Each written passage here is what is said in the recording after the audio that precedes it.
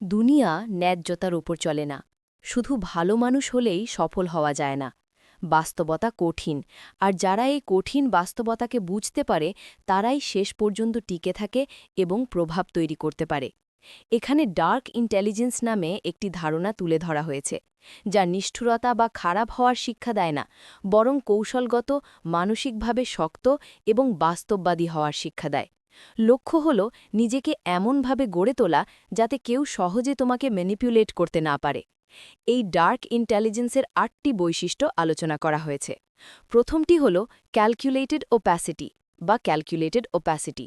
এর মানে হল নিজের উদ্দেশ্য, পরিকল্পনা বা ব্যক্তিগত তথ্য পুরোপুরি প্রকাশ না করা।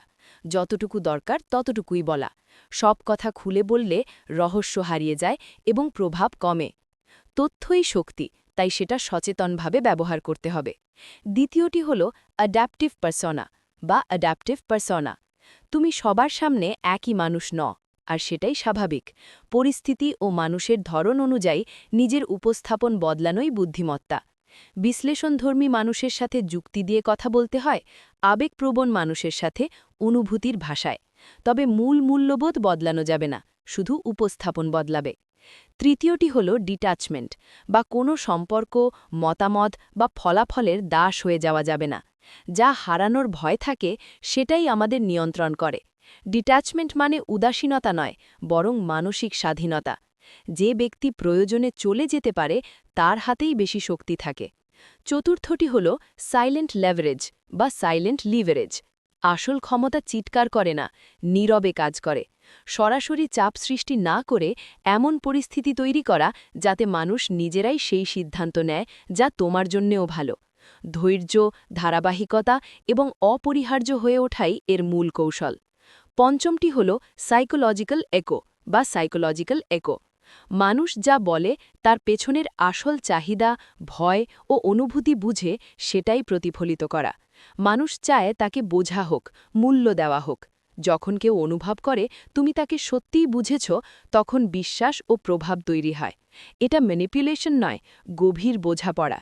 ষষ্ঠটি হল অ্যাম্বিগুয়াস মোরালিটি বা অ্যাম্বিগুয়াস মোরালিটি। পৃথিবী সবসময় সাদা-কালো নয়, অনেক সময় ধূসর জায়গায় সিদ্ধান্ত নিতে হয়। কখনো কঠিন সিদ্ধান্তই বৃহত্তর কল্যাণ বয়ে আনে। এর মানে নৈতিকতা ছেড়ে দেওয়া নয়, বরং বাস্তব পরিস্থিতিতে ফলাফলের ভিত্তিতে সিদ্ধান্ত নেওয়া, তবে নিজের সীমা ও মূল্যবোধ বজায় রেখে। সপ্তমটি হল কন্ট্রোলড এক্সপোজার বা কন্ট্রোলড এক্সপোজার।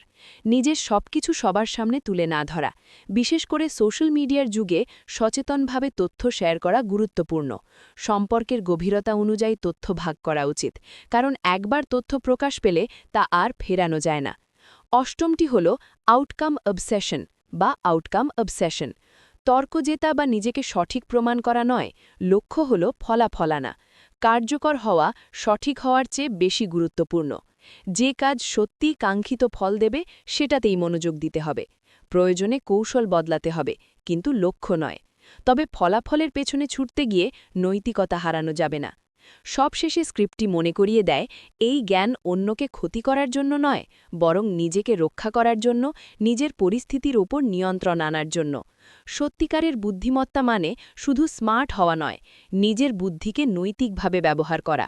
এমন মানুষ হওয়া যাকে সহজে ম্যানিপুলেট করা যায় না এবং যে নিজের কৌশলগত চিন্তাকে বৃহত্তর কল্যাণের জন্য ব্যবহার করে।